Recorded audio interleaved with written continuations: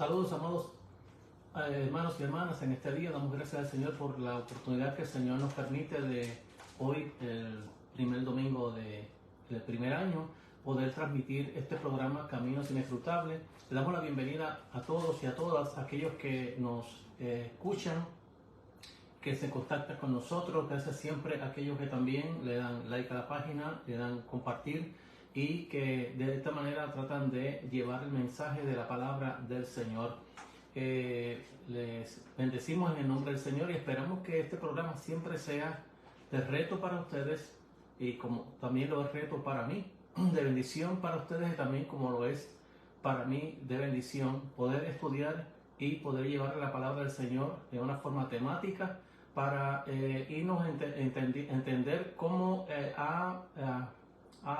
se ha elaborado en este caso bajo el tema de quién es Jesús.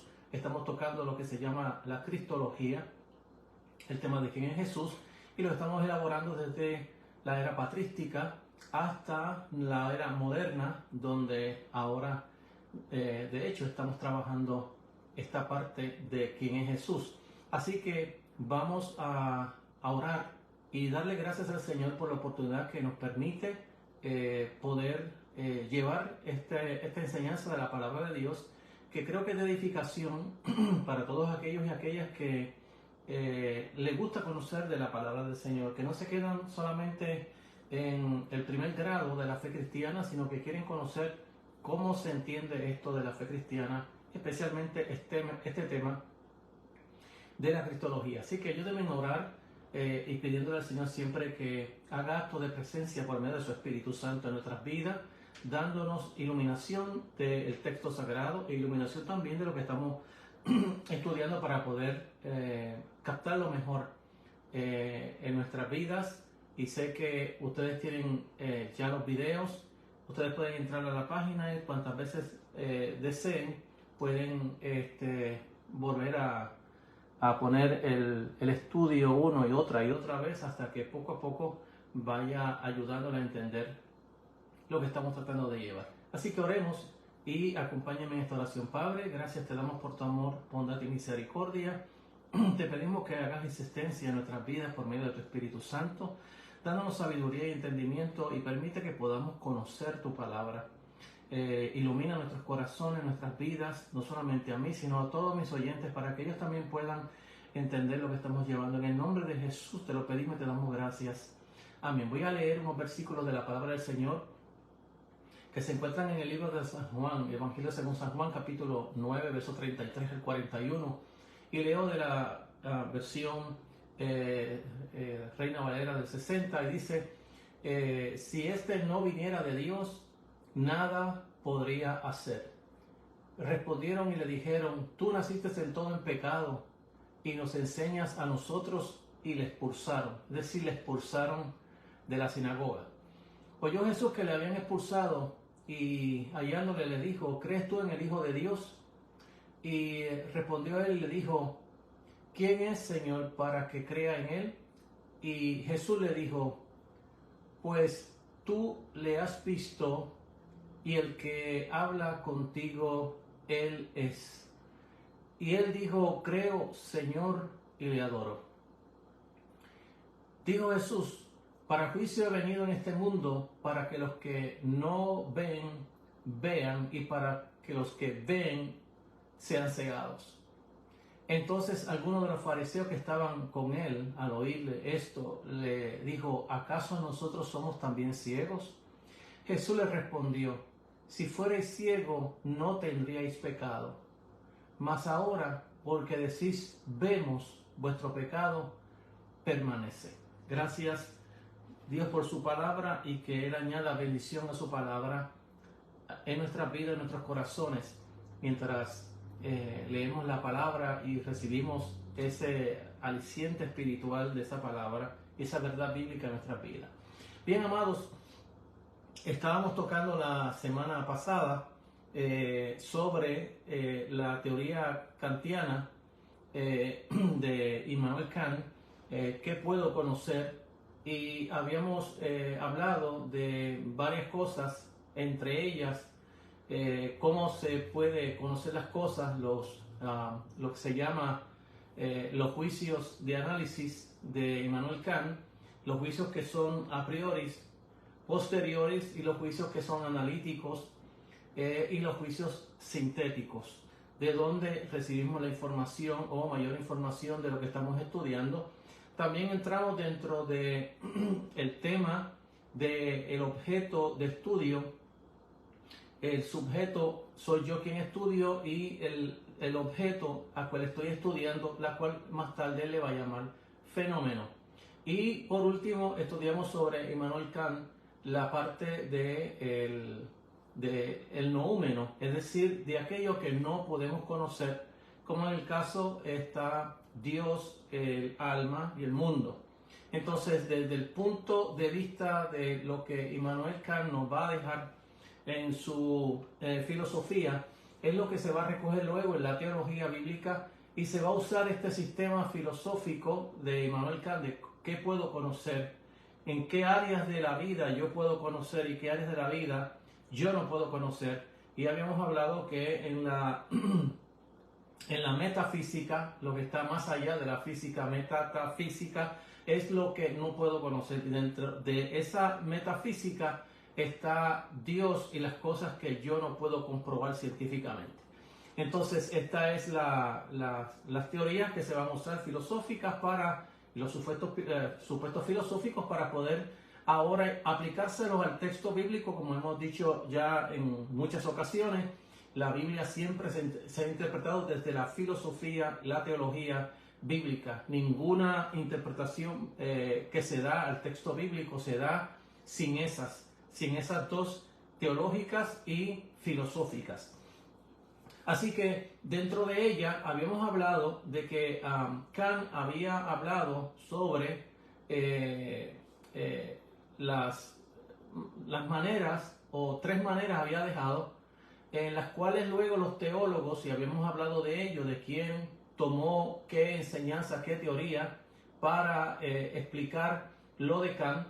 Y habíamos hablado sobre ello, que lo primero que había que decirse acerca de la importancia de Kant para la teología bíblica es que su obra marcó el comienzo del racionalismo, es decir, darle fin al racionalismo simple, simplista, superficial, que había existido popularmente de René Descartes, al afirmar que la mente no puede penetrar más allá de los fenómenos hasta el noúmeno.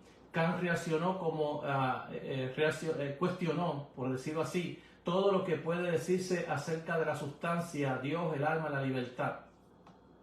La primera opción habíamos hablado, y también la más obvia, de lo que ya Kant había dejado dentro de todo su sistema filosófico de cómo se puede aprender, qué es lo que puedo conocer.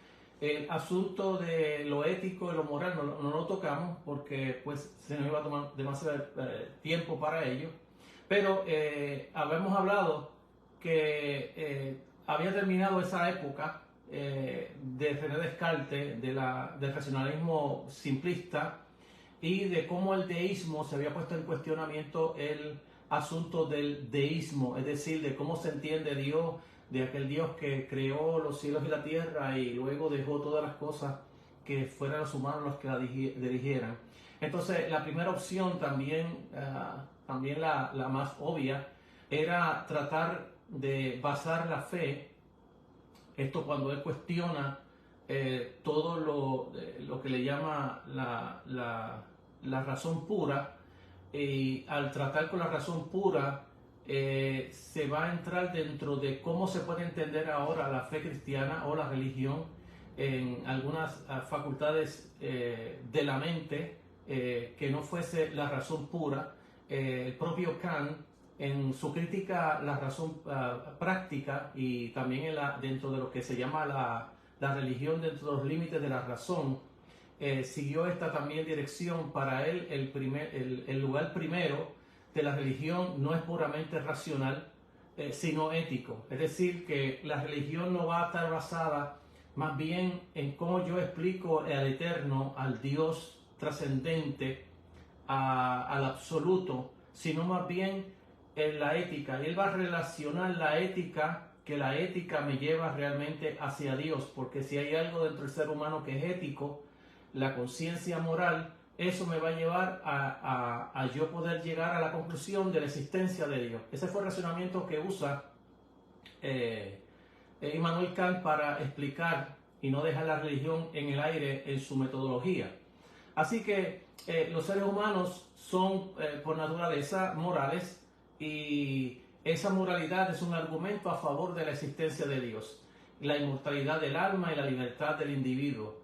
Así que, por tanto, lo que Kant ha hecho en este campo sencillamente era tratar de salvar de alguna manera u otra la tradición racionalista de la religión, y hacerlo apelando no a la razón pura, sino a la razón práctica y moral. Es decir, cómo entra esto de la ética y cómo bajo la ética o lo moral yo entiendo que existe Dios. Entonces, durante ese siglo XX, habrían también algunos, especialmente Rice y su escuela, que seguirían esa pauta, intentando fundamentar la religión sobre los valores morales. Otros, al mismo tiempo que rechazaban los intentos de fundamentar la religión sobre la ética, tratarían de buscarla en otro lugar, en otro aspecto de la mente humana diferente, tanto en la razón especulativa como en la moral. Y este es el caso de Schleiermacher, donde también explicamos la semana pasada acerca de él, pero quiero retomarlo en un breve resumen para luego ir hablando de varios otros teólogos y filósofos que también aportaron sobre todo este montaje de lo que hoy se llama la teología liberal. La opción de Karl Barth y de Kierkegaard fue la segunda opción, que era regresar a la revelación. Si se ha mostrado que la razón pura es incapaz de penetrar en las cuestiones religiosas más importantes, esa razón ya no puede creerse superior a quienes se atreven a fundamentar su fe en la revelación divina. La razón no es ya el juez supremo. En fin de cuentas, se trata de una decisión de la voluntad. Si alguien decide creer en la revelación, la razón no puede declarar que tal fe es insostenible. Y por otro lado, si alguien desea no creer, no hay cosa alguna que la razón pueda hacer para probar la validez de la revelación. Tal fue el caso que usó Kierkegaard y Karl Barth. Interesante que Karl Barth comenzó porque sus maestros eran de teología liberal, y él empezó también con sus enseñanzas liberales más tarde en el camino. Él se da cuenta que hay algo anormal dentro de su propia teología, y él trata de recuperar todo el terreno que había perdido enseñando teología liberal, y comienza a darse lo que se llama la neo-ortodoxia, que es la nueva sana doctrina que va a salir dentro de la propia teología liberal, y de ahí que se le va a llamar la neo-ortodoxia. Ya no la ortodoxia que habíamos hablado de los primeros 5 siglos de la era cristiana, sino que ahora estamos hablando del siglo XIX, siglo XX, de la neo-ortodoxia. Entonces, la contraparte, la tercera parte de este argumento, la opción la va a adaptar de lo que enseñó Kant con respecto al papel de la mente que ocupa en el conocimiento, pero entonces ampliar esa conclusión afirmando que la racionalidad es la naturaleza misma de las cosas, y que el universo y su historia se comportan como una vasta mente cósmica. Tal fue el camino que va a seguir lo que es Hegel en lo que le llaman el idealismo alemán. Schleiermacher, como ya habíamos hablado, Schleiermacher va a hacer teología, y dentro de ella va a tomar 3 puntos de vista para hacer su teología: yo, el mundo y Dios. Y luego él va a estar explicando cómo se va a desarrollar el yo desde principios de la vida hasta que va dándose el yo cuenta de quién es él y el mundo, y luego va a llegar a la parte de Dios, es decir, donde el ser humano él va a tomar la fe cristiana como un sentimiento. Ese sentimiento no es una emoción como lo entendemos hoy nosotros, sino que más bien es esa entrega o relación con el Ser Supremo, donde comienza a tener una relación íntima con el Ser. Y Schleiermacher luego va a, dentro de su propia teología, va a estar cuestionando aquellas áreas de la Biblia que él encuentra que no pueden ser explicadas científicamente o racionalmente. En este caso, el caso de Adán y Eva. El otro caso que él va a cuestionar, que no se debe tomar literalmente, es el caso de el nacimiento virginal, en el caso de la divina concepción de nuestro Señor Jesucristo en el vientre de María. Y también va a cuestionar los milagros, también va a cuestionar la resurrección. De ahí que se le va a llamar a Schleiermacher el padre de la teología liberal. Entonces, ya hemos tocado estas partes y ahora vamos a entrar dentro también del argumento de Bultmann y Strauss. Personalmente, como David Strauss y Bultmann y otros que eran, bueno, Bultmann se dice ser que era teólogo, pero también aquí hay personas que son ateos. Y comienzan a proponer que los evangelios no son registros históricos, sino que son puros mitos, metáforas, leyendas, cuentos. Esto crea una grave incertidumbre, inmensa incertidumbre dentro del concepto de la pregunta ¿quién es Jesús?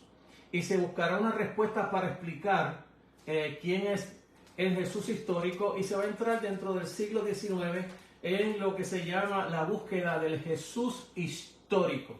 Es decir, que ya los teólogos desde el siglo a fines del siglo XVII, XVIII y XIX van a incorporar dentro de la interpretación bíblica la filosofía kantiana de Immanuel Kant, y van también a integrar dentro de ella el naturalismo. Entonces, la teología liberal va a estar basada dentro de la filosofía kantiana y el naturalismo.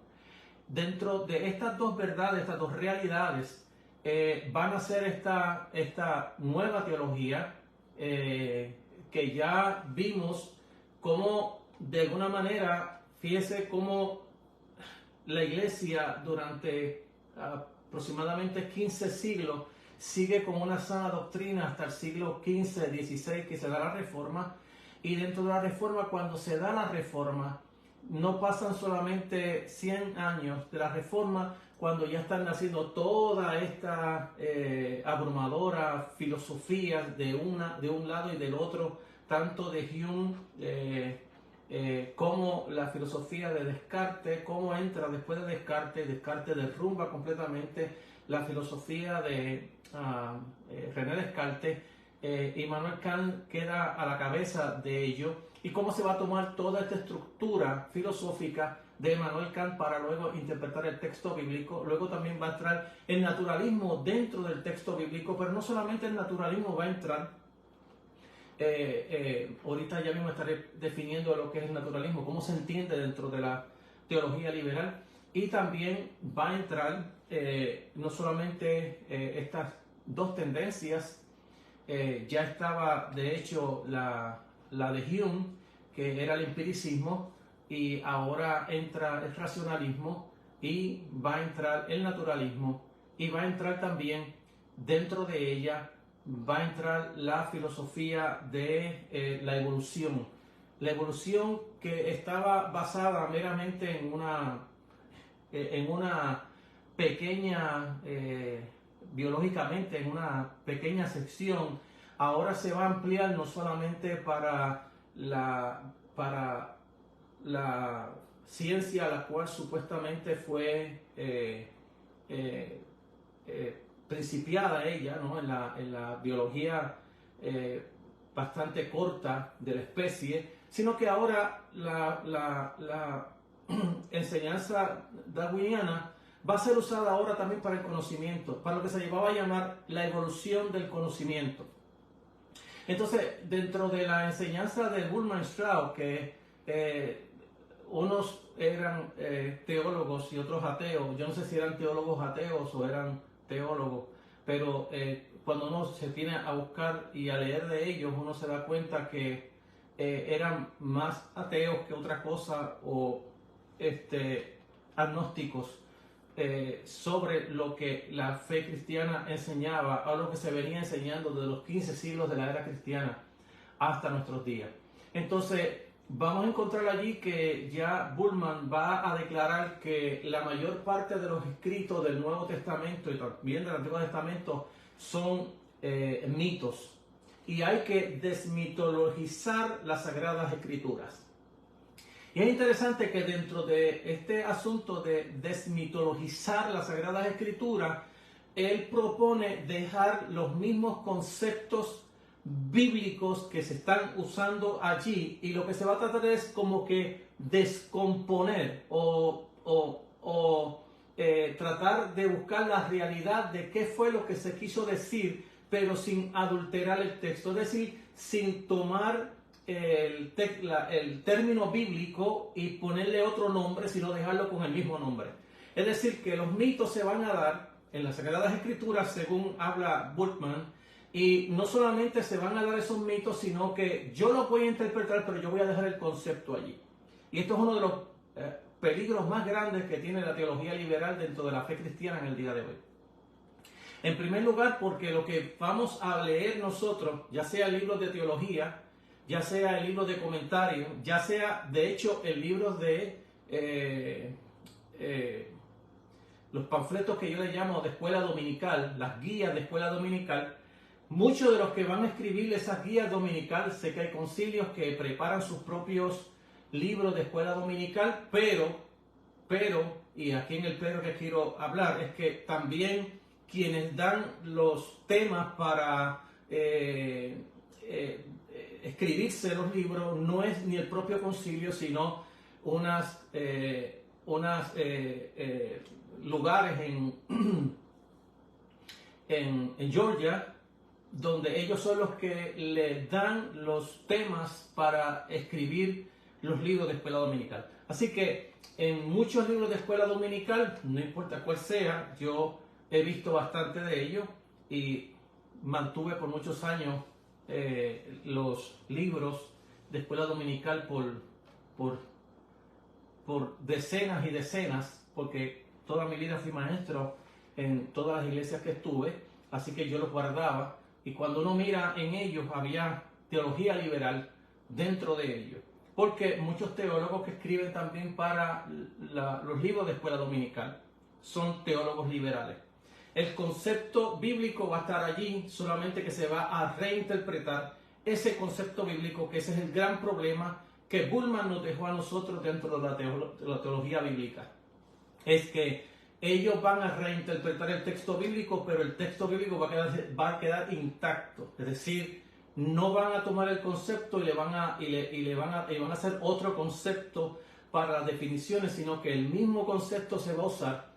Y este es el problema, que cuando leemos muchos libros que no sabemos los autores quiénes son, estamos leyendo libros que quizás son libros de teología liberal, pero estamos leyendo el Evangelio, y estamos leyendo el Evangelio, y para nosotros el Evangelio pues es el Evangelio, para nosotros Jesús es Jesús, para nosotros Dios es Dios, es decir, para nosotros Dios como Padre es Dios como Padre, pero dentro de la teología liberal todos estos conceptos han cambiado. Vamos a mirar ahora las doctrinas de la fe cristiana, y están ahí intactas como las hemos leído toda la vida. Lo único que ahora esa misma doctrina se le está reinterpretando el concepto que tenía.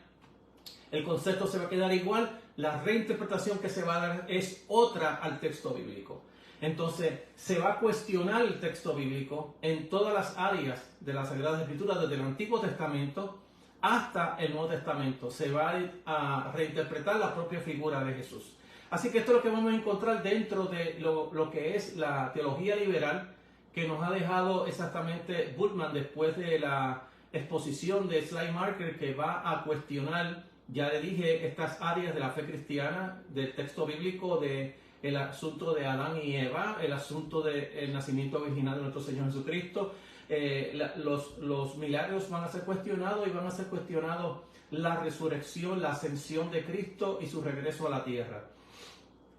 Entonces, a esto llegamos a nuestra época contemporánea, a una cristología que rechaza la divinidad de Jesús. Fíjese que nosotros habíamos hablado en los primeros 5 siglos de la era cristiana de cómo se estaban dando las falsas doctrinas dentro de cómo se entendía quién es Jesús. La iglesia llegó a lo que se llama el concilio de Nicea, el concilio de Constantinopla, y por ahí seguimos hasta los 7 concilios ecuménicos. Vuelvo a repetir, cuando digo ecuménico estoy hablando de la familia de la fe, de todas las iglesias alrededor del mundo. Ellos estaban haciendo acto de presencia en todos los credos más importantes, que son exactamente los 7 credos de la iglesia. Luego, ahora cuando llegamos al siglo XVI, XVII, XVIII, XIX y XX, vamos a llegar a un trastorno de aquella teología, de aquella ortodoxia que habíamos arrastrado desde la era patrística hasta nuestros días. Y ahora Cristo, el Jesús que vimos en los credos de la iglesia, ahora ese Cristo va a desaparecer totalmente de la fe cristiana. Es decir, que el Jesús que nos está proponiendo, nos ha propuesto la teología liberal, es otro Jesús que no es el Jesús de la Biblia, por así decirlo. Voy a tratar de simplificar esto. Es como si usted me robara lo que yo soy, me robara mi racional y usted me dejara inerte. Entonces, y ahora me dijera, esta persona que predica aquí en esta hora. Bueno, pues exactamente lo que se ha hecho con Jesús es que a Jesús se le ha quitado todo su ser y nos han dejado un Cristo muerto que no existe. Esa es la teología liberal.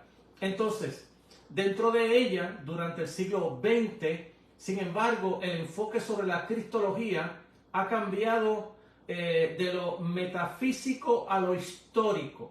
Es decir, cuando hablamos de lo metafísico, meta o después de lo físico, es decir, de este Cristo que había planteado la iglesia en los credos de la iglesia, de este Cristo que era de 2 naturalezas, una sola persona, pero 2 naturalezas, una naturaleza humana y una naturaleza divina. Eso es lo que llamamos metafísico, y se va a convertir en la búsqueda del Jesús histórico. Entonces, algunos círculos teológicos son hostiles o poco indiferentes a lo que se llama la metafísica. Así que el estudio de Cristo ahora se lleva a cabo en su mayor parte de una forma histórica.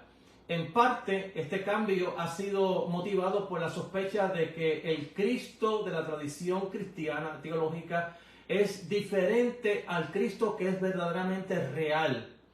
El real es el Cristo o el Jesús que caminó por los senderos de Palestina, que fue a Judea, que fue a Betania, que fue a Galilea, de ese Cristo. Es decir, que la iglesia, según la teología liberal, nos ha dejado a nosotros, nos ha quitado a un Cristo verdadero, real, histórico, a un Jesús histórico, y nos ha entregado a nosotros un Cristo místico, un Cristo de alguna fábula.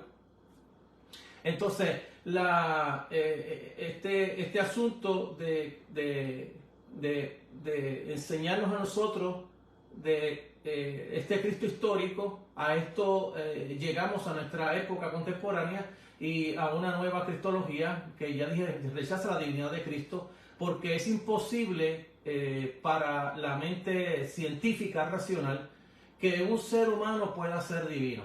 Es imposible, ningún ser humano es divino.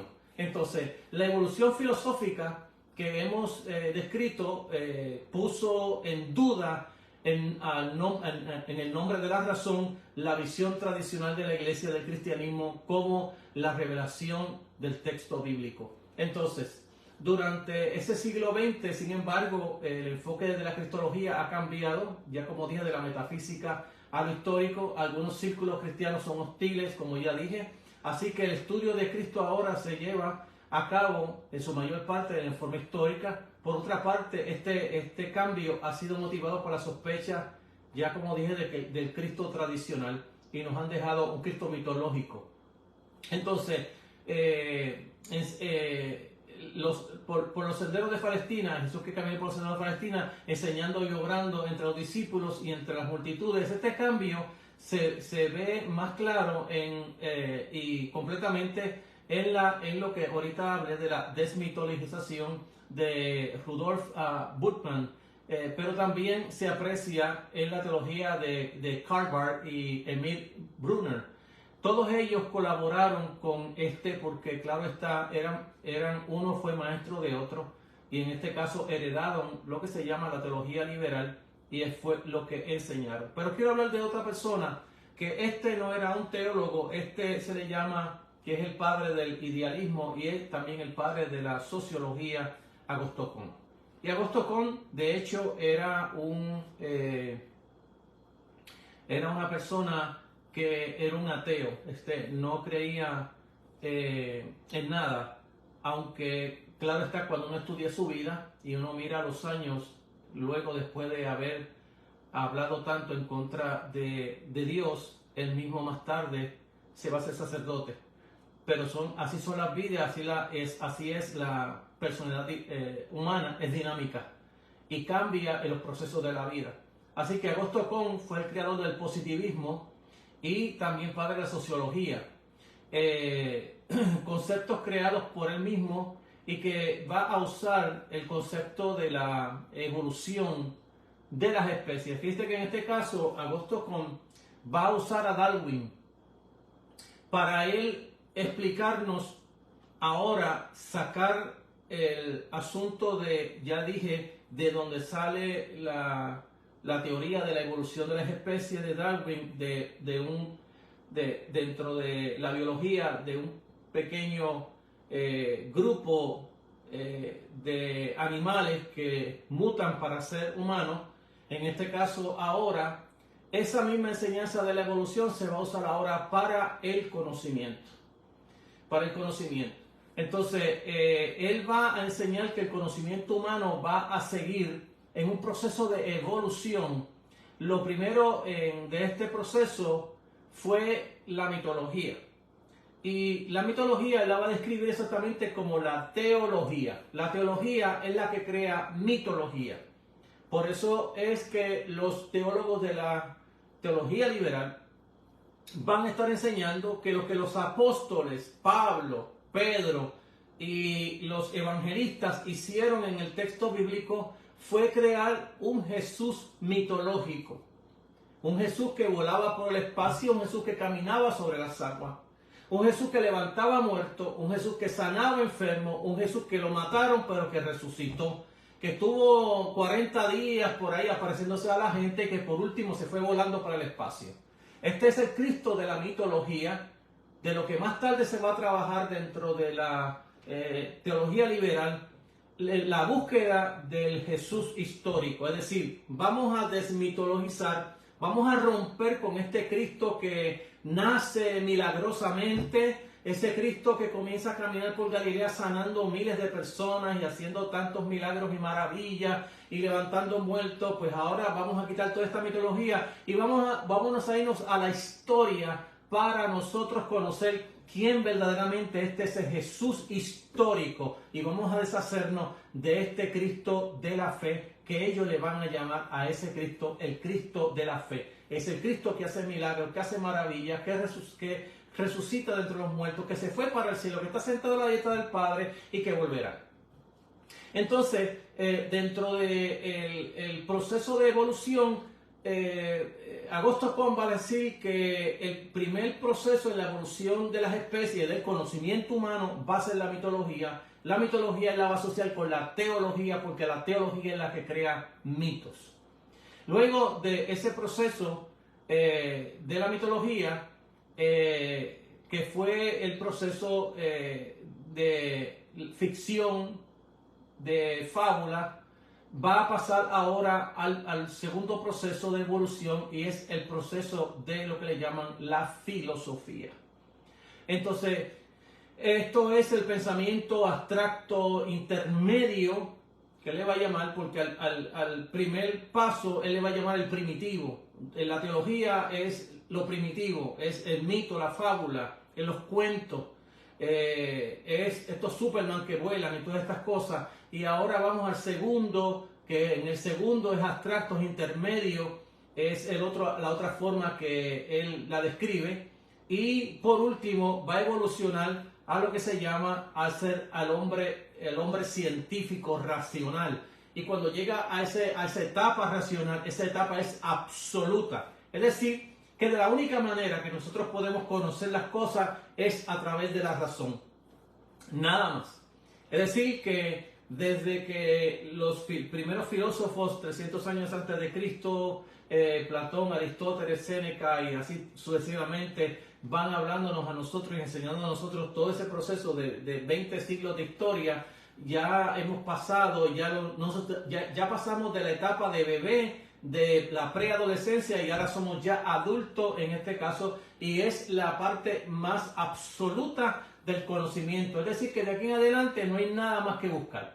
Claro está, si usted se lee ahora a Foucault, a Derrida, en lo que se llama la filosofía postmoderna, Foucault, Derrida y los demás van a decir que el racionalismo es falso también y que no hay ninguna verdad absoluta y que todo es relativo. Así estamos en este mundo caminando para arriba y para abajo, de cabeza o de pie. Estamos caminando porque cada filósofo que le da con decir alguna tontería, el mundo va tras esa filosofía. Entonces no tenemos nosotros que mirar las políticas de los pueblos, no van por una política que es absoluta del político. Las políticas se van a dar por medio de la filosofía. Cuando vino desde el siglo XVIII en adelante la filosofía racionalista, todos los pueblos de la tierra en este mundo terráqueo que vivimos iban tras el racionalismo, nos dieron el método científico y nos han enseñado que todo tiene que estar basado en la documentación. La documentación y la práctica tienen que estar una y la otra. Como me enseñaron a mí en la universidad, la práctica tiene que estar basada en la evidencia y en la evidencia en la práctica. No puede ser de otra manera que no sea esa. Y todo tiene que ser científico. Nos enseñaron el método científico, nos enseñaron lo que es la investigación, cómo se hace la investigación científica, y eso fue lo que nos dejaron a nosotros como la última Coca-Cola del desierto. Pero ha venido Foucault, Derrida y otros ya desde el año 60 del siglo XX en adelante, y ha comenzado lo que se llama la era del posmodernismo, y hoy en día se está siguiendo otra filosofía y ahora nos han indilgado otra filosofía nueva, ¿no? Donde lo que estamos recibiendo hoy por medio de la educación, no solamente la educación dentro de la educación secular, pero también la educación bíblica, la educación de los colegios bíblicos, de las universidades bíblicas, no importa cuál sea la universidad, lo que nos han dado a nosotros es exactamente la filosofía postmoderna, y eso es lo que nos han indicado hasta el día de hoy. De eso la iglesia está luchando contra toda esta nueva filosofía postmoderna, donde nos están evangelizando a la brava. Nosotros no podemos evangelizar porque no se permite, porque eso es pecado para el mundo postmoderno. Eso de hacer prosélitos es malo, pero a nosotros nos evangelizan todos los días con la radio, la televisión, los comerciales. En la escuela a los niños les enseñan a hacer, si eres nena, toma otra posición, la que tú quieras, la que te invente tu mente. Y estas son las nuevas filosofías que ya no son racionalistas, ya no van en el método científico, ya no pasan por la biología, ya no pasan por la ciencia, ahora es lo que te plazca. Entonces, estas son las maneras filosóficas que se mueve el mundo, y como cristianos nosotros tenemos que estar pendientes en qué se está moviendo el mundo, cómo se está interpretando la fe en el día de hoy. Entonces, seguimos aquí todavía con Augusto Comte. Entonces, en la teología moderna liberal va a seguir este mismo esquema que los evangelistas escribieron mitos, porque no era posible, por ejemplo, que en el carácter complejo de la cristología de Pablo, de cómo Pablo enseñó al Cristo que murió y resucitó, no era posible que en pocos años Pablo elaborara toda una teología y una cristología acerca de quién es Cristo, en pocos años, que esto fue un proceso de evolución. Y entonces dentro de lo que es la fe cristiana, dentro de lo que fue la fe cristiana, ahora nace lo que se llama dentro de la fe cristiana la crítica textual, la crítica histórica. Es decir, que cuando uno va a la universidad a estudiar, y estoy hablando de universidades cristianas, porque yo estudié en ambas universidades, tanto seculares como cristianas. Cuando usted estudia en una universidad cristiana, lo mandan a la biblioteca. Váyase y vaya a busque aquí sobre esta persona, sobre este ideal o sobre esta doctrina. Y cuando usted encuentra allí libros dentro de la misma biblioteca, la mayoría de los libros que usted va a sacar allí son de teología liberal. Van a cuestionar si Pablo escribió, que si no fue Pablo, que si fue otro autor. Van a poner a otro autor allí, que esto fue alguien que escribió, pero no fue él. Y así van a seguir enseñando a nosotros dentro de la universidad, pero allí, dentro de esa universidad, los maestros no le dicen que lo que usted está leyendo allí es teología liberal, y que esos teólogos liberales no creen en las Sagradas Escrituras. Esa es la realidad dentro de lo que hoy estamos mirando y de lo que estamos mirando aquí hoy en la fe cristiana. Por eso es que se va a cuestionar la redacción, la paternidad del escritor bíblico. Si fue Pedro, se va a cuestionar que no fue Pedro. Si fue Timoteo, pues no fue Timoteo. Si fue Pablo, pues no fue Pablo. Y así se va a seguir en toda la Biblia, no solamente en el Nuevo Testamento, sino también en el Viejo Testamento. Y se va a cuestionar que Moisés haya escrito los primeros 5 libros del Decálogo. Se va a cuestionar toda la Santa Biblia. Se va a cuestionar todo en las Sagradas Escrituras. ¿Por qué se cuestiona? Porque ya la Biblia no se entiende ser el libro de Dios. No se entiende que la Biblia es santa. Fíjese que cuando nosotros hablamos de revelación, estamos hablando del documento. Estamos hablando de que Dios, por medio del Espíritu Santo, reveló a los autores sagrados la Biblia. Lo que hace al contenido, es decir, a la revelación sagrada, lo es por obra del Espíritu Santo. Por eso es que yo aquí siempre he postulado que uno de mis supuestos dentro de mi fe cristiana es que yo creo que la Biblia, tanto en el Antiguo Testamento como en el Nuevo Testamento, es palabra de Dios, inspirada por el Espíritu Santo. Toda escritura fue inspirada por Dios, dijo el apóstol Pablo. Y así entiendo que cuando Jesús mencionó a los profetas del Antiguo Testamento, dijo: porque en vuestra ley dice, porque los salmos dice, porque Isaías dice. Si Jesús no cuestionó la Biblia del Antiguo Testamento, tampoco voy a cuestionar el Antiguo Testamento hoy, como algunas iglesias todavía están cuestionando el Antiguo Testamento. Pero si usted está en una iglesia donde su pastor está cuestionando el Antiguo Testamento y está cuestionando el Nuevo Testamento, su pastor no cree en las Escrituras. ¿Qué le va a predicar? Lo que le venga en gana. Lo mismo que ha hecho la teología liberal. Y quiero decir una cosa, que la teología liberal se llama cristiana. De hecho, todos los teólogos que hoy tenemos nosotros dentro de las facultades, dentro de las mejores universidades, la gran mayoría de ellos ya son teólogos liberales. Lo encontramos también hasta en el Colegio Evangélico de Puerto Rico. La hemos encontrado dentro de los propios colegios pentecostales en Puerto Rico, donde estudiantes míos de la iglesia me dicen: pastor, pero mire, yo estoy ahí en la iglesia y le voy a preguntar al maestro, de tal curso, y este maestro me vino a decir esto y esto. Y yo digo: bueno, ¿por qué te asombra? Luego, ¿por qué? Porque yo pensaba que me iban a enseñar Biblia. Pues no, es que dentro de los colegios tenemos nosotros, tanto colegios evangélicos pentecostales como no pentecostales, tenemos teólogos que son liberales. Le pasó a la propia iglesia presbiteriana aquí en los Estados Unidos, de una universidad de las más renombradas en Estados Unidos, que era de la iglesia presbiteriana. Cuando la iglesia presbiteriana se quejó de que tenía un profesor que era liberal, la facultad decidió desligarse de la iglesia presbiteriana. Y esa organización, esa facultad teológica, que es una de las más renombradas en Estados Unidos, como del top of the line dentro de las universidades, se desligó de la iglesia presbiteriana. Y entonces tenemos teólogos que yo he leído de ellos, que son teólogos presbiterianos, que se quejaron desde el siglo XIX, siglo XIX, siglo XX, se quejaron de la inundación que tenían sus universidades de teólogos liberales y cómo ellos ya habían incursionado dentro de las propias iglesias y ya se estaban enseñando en los materiales de la iglesia.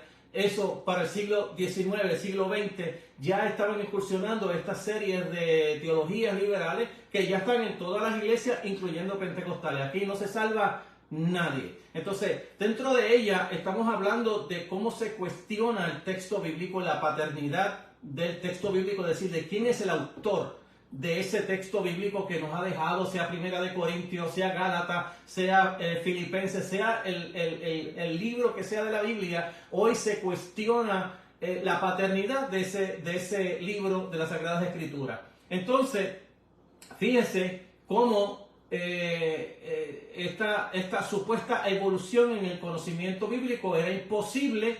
Claro está, si usted le quita la inspiración al texto bíblico, porque lo que hace al texto bíblico santo, lo que le llamaban Santa Biblia, porque ahora usted abre una Biblia y cuando la abre ya ni Santa dice, pero antes decía la Biblia la Santa Biblia. De hecho, la Biblia no dice la Divina Biblia, lo que dice es Santa Biblia, pero ahora le han quitado el nombre de Santa y ya solamente la Biblia. Porque esto dentro del comité de traducciones de la Biblia, también hay, lamentablemente, teólogos liberales y ya no quieren llamarle a la Biblia ni santa, porque al llamarle santa se está proclamando exactamente la inspiración del Espíritu Santo al texto bíblico. Lo que hace santa la Biblia es la autoría que fue inspirada por el Espíritu Santo. Si no, no se le llama santa. Entonces, la Biblia dentro de lo que es la teología liberal se trata como cualquier libro, como el libro de Quijote de la Mancha, como cualquier libro. Se trata la Biblia porque se le ha quitado toda inspiración al texto bíblico y ahora yo interpreto el libro. Ahora yo voy a dejar el mismo concepto que está allí, pero ahora yo lo voy a reinterpretar. Ahora yo voy a interpretar a Jesús, ahora yo voy a interpretar la doctrina, ahora yo voy a interpretar todo lo que se encuentra en la Santa Sagrada, en la palabra de Dios o en la Biblia, porque ya no es palabra de Dios, es palabra humana, palabra de los hombres, es una antropología donde es el hombre quien interpreta a Dios y lo que está escrito es la opinión que tenía Moisés de Dios, la opinión que tenía Jesús de Dios, porque Jesús no era Dios. Entonces, como Jesús no es Dios, Jesús tiene una opinión a una persona que él le llama, o a un individuo, a un ente que él le llama mi padre. Ese es mi padre. Pero él no tiene ninguna relación con ese padre, porque ese padre no existe. Esa es la opinión que tiene Jesús de un Dios. Esa es la opinión que tiene Pablo de un Jesús y de un Dios. Esa es la manera como la teología liberal ha reinterpretado el texto bíblico, y lo que no han dejado por texto bíblico es pura paja, porque el texto está igual.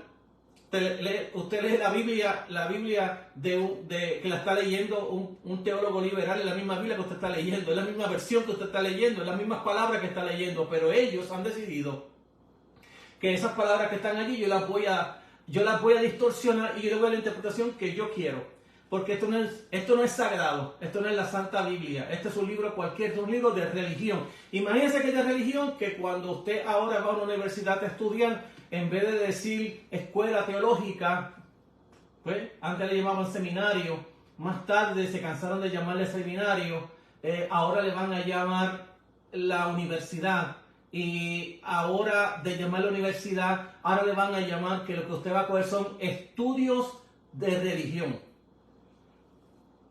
Entonces, dentro del estudio de religión, usted va a estudiar religión. ¿Y por qué vamos a llegar exactamente al punto de decirle que ya no voy a un seminario a estudiar, un colegio cristiano, a estudiar la Biblia, ya voy a una universidad o ya voy a lo que se llama los estudios de religión? Bueno, eso está bien firmemente basado exactamente en Augusto Comte, exactamente como él habla de la evolución del conocimiento, de que la primera evolución es la primitiva, la teología, eran los mitos, las fábulas, los cuentos, luego va a la intermedia, que es la filosofía. Bueno, no sé si Augusto Comte no se dio cuenta que en todas las edades y todos los siglos siempre ha habido filosofía. No sé si es que el hombre todavía no ha llegado a su adultez y todavía está en el estado intermedio. Y siempre ha habido teología, porque en todas las creencias, incluyendo la propia filosofía de Platón o Aristóteles, allí estaban los dioses. Entonces, no podemos sacar la teología de la verdad racional hoy, que está en toda la filosofía, incluyendo en la posmoderna, porque en la posmoderna Dios es yo mismo, yo soy Dios, yo decido lo que yo hago con mi cuerpo, yo decido lo que hago porque mi destino lo decido yo. Dios no decide nada, Dios no existe, quien existo soy yo y yo soy Dios, y yo declaro lo que yo quiero declarar, y yo voy para donde yo quiero ir. Yo soy el capitán de mi vida y yo decido todo en mi vida. Dígame si eso no es ser Dios. Dígame si eso no fue lo que ocurrió exactamente en el huerto del Edén. Dígame si eso no fue cuando Satanás le dice a Adán y a Eva que tú no necesitas a Dios en tu vida. Tú puedes decidir, tú puedes ser como Él. Y tú puedes decidir el bien o el mal según a ti te dé la gana de decidirlo. Comer el fruto y tú puedes ser como Dios. Y tú no necesitas a Dios, porque cualquier persona que pueda tomar la decisión que esa persona quiera, ya eso se llama idolatría. Entonces la idolatría nació exactamente en el huerto del Edén, cuando Adán y Eva decidieron decir: no necesitamos a Dios para que nos diga qué es lo bueno y qué es lo malo. Yo puedo decidir qué es lo bueno, yo puedo decidir qué es lo malo. Y eso exactamente fue lo que ocurrió en el huerto del Edén, cuando ellos tomaron de la fruta del bien y del mal y ya no necesitaban a Dios para nada en su vida. Ellos pueden decidir lo que ellos quieren hacer. ¿Qué es hoy la perspectiva de género? Bueno, la perspectiva de género es una perspectiva, es una ideología, es una filosofía y es también una religión, porque ellos son Dios. Cada persona es su Dios. Cada persona decide hacer con su vida lo que él quiere. Eso es lo que el texto sagrado me habla a mí en Génesis 3. Eso es exactamente lo que está pasando en el día de hoy. Cada día lo que tenemos son pequeños diosesitos que no tienen poder para nada, pero lamentablemente ellos sí tienen poder para decidir y tienen poder para destruirse a sí mismos y tienen que pagar para destruirse a sí mismos, porque tienen que pagar para que los médicos los deformen para hacer otra cosa que ellos no son. Así que la gente decide ser una serpiente. La gente decide ser un caballo. Bueno, se pone una pata aquí atrás, se añade 2 patas, le cortan por un lado y le añaden patas. La persona puede hacer lo que le dé la gana de hacer, porque cada persona es su Dios. Cada persona es Dios. Entonces, hemos vuelto al Edén. Hemos sido retrógradas, volviendo hacia atrás, a donde Augusto Comte decía que lo primero que nació fue la era primitiva. Pues mire, hemos llegado exactamente, hemos ido para atrás a la era primitiva, la que le llaman supuestamente la del racionalismo, y hoy en día es cuestionable el racionalismo cuando usted escucha a cualquier filósofo, a cualquier exponente de la perspectiva de género. Hoy se está cuestionando todo el instrumento kantiano de Immanuel Kant. Todo eso se está hoy cuestionando bajo una nueva filosofía postmoderna que nos están indicando a todo el mundo, a la buena o a la brava. Imagínense que si usted va a una universidad y usted está estudiando grados posgraduados y usted quiere bachillerato, maestría, doctorado, lo que sea, usted quiere beca, pues si usted quiere beca, usted tiene que tomar estos cursos que son de la nueva filosofía que les voy a meter, porque nosotros los vamos a adoctrinar con estas nuevas filosofías que hay. Y la universidad que usted estudió, que yo estudié, que te da un título de bachillerato, de maestría, de doctorado, lo que sea, todas esas universidades obligatoriamente se tienen que comer todo este cuento que yo le estoy contando yo. Este cuentecito de duérmete niño, duérmete ya, lo tiene que enseñar toda universidad que realmente da títulos verdaderos, porque yo sé que hay universidades que son cristianas que no pueden dan títulos, pero los títulos no son títulos que se cuenten dentro de las estructuras que dan títulos académicos. Es decir, que si usted tiene en esa universidad un título de cualquier cosa, ese título no vale ante la academia. Entonces, pero hay organizaciones que han decidido no dar esos títulos, dar títulos porque te prepararon con todas las capacidades, con todas las competencias que se tienen que dar, pero no te voy a dar este título como un título que te puedo dar en otro lugar donde tú puedes estar en el top of the line dentro de esas categorías porque allí son válidos. Entonces, uno de los grandes problemas que tenemos es el problema cómo Augusto Comte indilgó este asunto de Darwin, la teoría darwinista, la introdujo dentro del conocimiento de cómo el conocimiento humano evoluciona y que era imposible que los dirigentes de la iglesia, en este caso los apóstoles, pudieran explicarnos a nosotros una cristología tan difícil, tan compleja como la que explicó Pablo. Claro está, desde el punto de vista humano, difícil, pero desde el punto de vista de inspiración del Espíritu Santo en la vida de los hombres que Dios inspiró para escribir el texto bíblico, no era difícil, porque para Dios nada de esas cosas es difícil. Entonces, como yo parto del punto de vista en que la Biblia es inspirada por el Espíritu Santo de Dios. Ese es mi supuesto. Si usted no lo cree, usted puede cambiar ahora por otro programa, irse para otro lugar a verme. Pero usted en este lugar, yo parto de la premisa de que la palabra de Dios es inspirada por el Espíritu Santo, tanto Antiguo como Nuevo Testamento. En el Antiguo Testamento tenemos las profecías de la Sagrada Escritura, las tenemos allí anticipadas hasta la venida de nuestro Señor Jesucristo, el establecimiento del reino y el establecimiento de la iglesia y la era que se llama la que le llamó el profeta Joel y también la llama Pedro la era escatológica con la venida del Espíritu Santo. Así que eso es lo que yo creo, esta es la palabra del Señor y es la que yo hoy estoy enseñando aquí. Entonces, estoy por otro lado explicando el asunto del problema de la inspiración que Augusto Comte nos deja metiendo la teoría darwinista al texto bíblico. Entonces es importante conocer que dentro de este asunto, que fue también Augusto Comte quien a explicar de que la teología, Dios no existía, ¿para qué estudiar teología? Augusto Comte hace otra mella dentro de lo que son las universidades, tanto en Europa como luego en Estados Unidos, porque la teoría y las filosofías de Augusto Comte van a llegar a los Estados Unidos también, y desde Europa se va a cuestionar la enseñanza de grados académicos teológicos. Por lo tanto, si Dios no existe, porque esa es la premisa que Augusto Comte parte porque él es ateo, y él dice que Dios no existe, ¿para qué estudiar a Dios y dar títulos de teología, de bachillerato, de maestría, doctorado y teólogo? ¿Para qué una rama donde Dios no existe, un ente que nadie puede explicar de él? ¿Para qué entonces dar títulos teológicos?